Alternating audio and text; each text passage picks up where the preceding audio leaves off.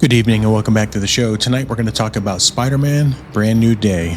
Was it worth the watch? Well, I'm going to go over the bright points, the pain points, and everything in between. So stay tuned to the end where I break it down on the plot point meter to see how it fares. And that's all happening right after this.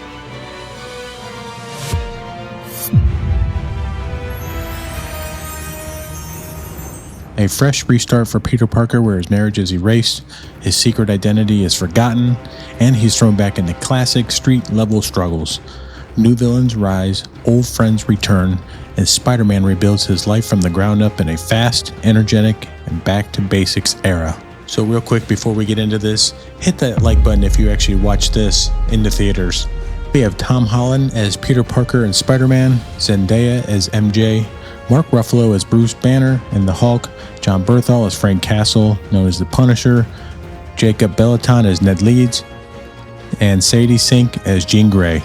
So the budget for this film is reported at $225 million, and I think it was really well worth it. There was so much action going on screen. There had to be a great deal of CGI and practical effects, kind of a blend, and it really worked. You can see the money on screen, no doubt.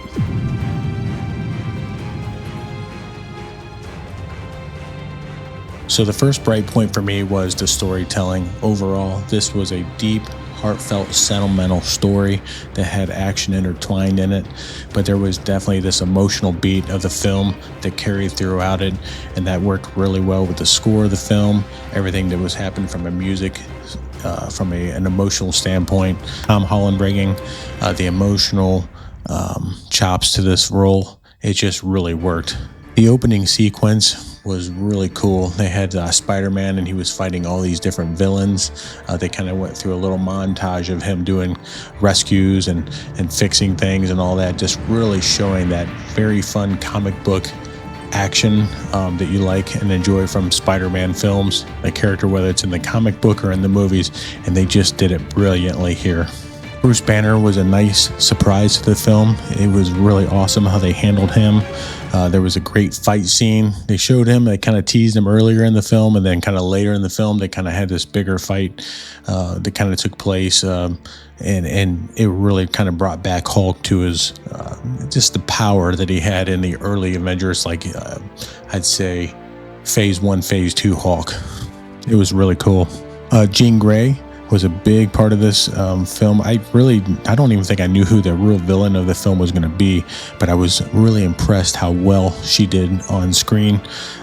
She really, when you think about Sadie Sink, Jean Grey, if you guys remember her in Stranger Things, red hair, just really, she brings that kind of energy. And there's parts of this film actually that remind me of Stranger Things, some of the stuff that happens maybe in the third act of the film, but she does an excellent job as Jean Grey and really brings it with the emotion, the fierceness that she had, the acting chops, all those things. She did a tremendous job. Another big bright point of the film for me was the emotion that was happening throughout the film. I mean, again, you had it intertwined with action sequences, but in the main part of it, it was like this heartfelt story that really, there was a couple of times I actually got choked up in the film, and I was sitting next to a lot of people and they were all like teary-eyed and stuff like that too. So it was just really good what they did there. Frank Castle as the Punisher. If you've seen the Punisher series, he's just a hard-nosed, very strong grit. John Bernthal does such a good job as the Punisher. He's the definitive Punisher, but he couldn't be any further in contrast from Spider-Man, right? Spider-Man's happy-go-lucky, really good. I mean, emotional, but happy-go-lucky for the most part, or Frank is hard-nosed, and they're teaming up from their different varying styles, and that just worked and played so good on screen. That was excellent watching that all kind of come. You had Frank, he was hard-nosed, wanting to kill people. This Spider-Man's not about killing people. He's trying to save and do this and do that, and it was just watching them work together. It was comical and very good how it played out. Zendaya as MJ. I remember when she was cast in the first Spider-Man movie. I wasn't sure if that was going to be a good MJ. I couldn't be further incorrect on that. She just does a really good job in this, and she brings it again in this, and you really just enjoy her and Peter Parker's story and how they intertwined. And there was a couple scenes where they had to kind of deal with really not knowing each other, based off of what happened in the last film. And then they had to kind of unravel that in this film, and it couldn't have been done any better from my perspective. I mean, again, there's a couple times you're getting choked up. There's a couple times you're really excited. And those two and their chemistry on screen was absolutely terrific. And they opened up the film when I talked about the montage earlier. One of the things I remember sitting there in the theater thinking about is just how cool it is to watch Spider-Man swinging through the city.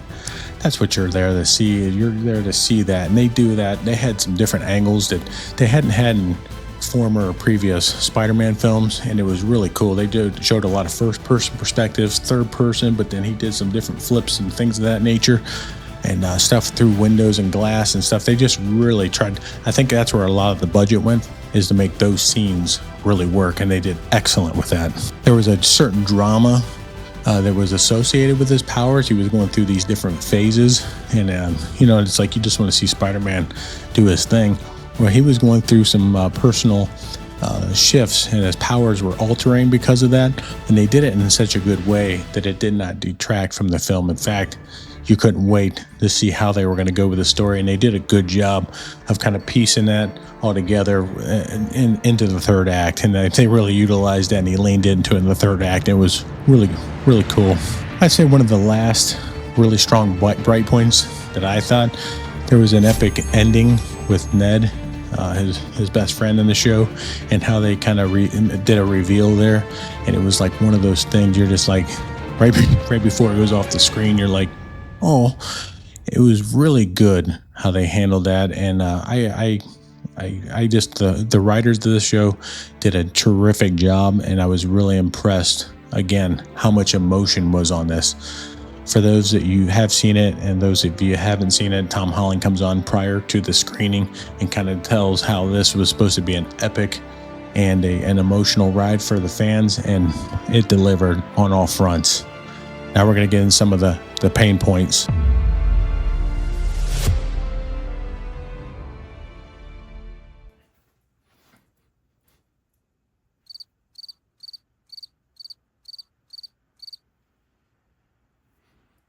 Now we're going to take a look and see how this does on the plot point meter.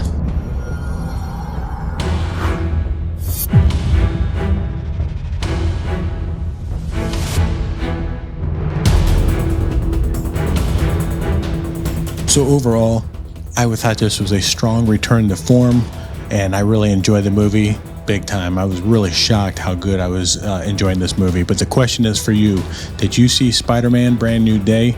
What did you think about it? Please leave your thoughts on what your plot point meter rating would have been. If you enjoyed this content, give the video a like and subscribe to the channel. Thanks for watching, and I'll see you on the next one.